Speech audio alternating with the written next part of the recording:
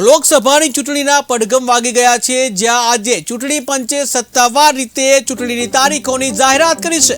ત્યારે ચૂંટણી પંચે મતદાન તારીખથી લઈ મતગણતરી સુધીના તમામ કાર્યક્રમો સત્તાવાર રીતે જાહેર કરી દીધા છે। ત્યારે આ બધાની સાથે વિધાનસભાની ખાલી બેઠકોને લઈને પણ પેટા ચૂંટણીની પણ જાહેરાત કરી દીધી છે। ત્યારે આગામી જે સામાન્ય લોકસભા 2024 સંદર્ભે દેવભૂમિ દ્વારકા જિલ્લા કલેક્ટરના અધ્યક્ષસ્થાને પત્રકાર પરિષદનું આયોજન કરવામાં આવ્યું, જ્યાં પત્રકાર પરિષદમાં ચૂંટણી અંગે માહિતી આપવામાં આવી। દ્વારકા જિલ્લાની વાત કરીએ તો જામનગર લોકસભા સીટ નીચે ખંભાલિયા 81 AC અને દ્વારકા 82 વિધાનસભા વિસ્તારનો સમાવેશ થાય છે।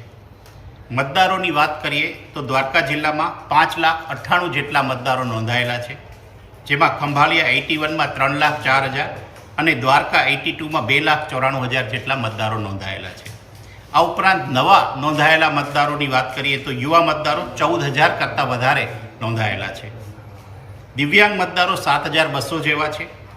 80+ એટલે કે 85 વર્ષના સિનિયર સિટીઝન 6,000 જેટલા નોંધાયેલા છે।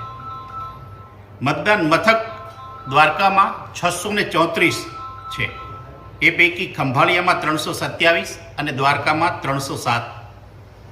મતદાન સ્થળની વાત કરીએ પોલિંગ સ્ટેશન લોકેશન તો 407 છે, જેમાં 211 ખંભાળિયામાં અને 196 દ્વારકામાં છે।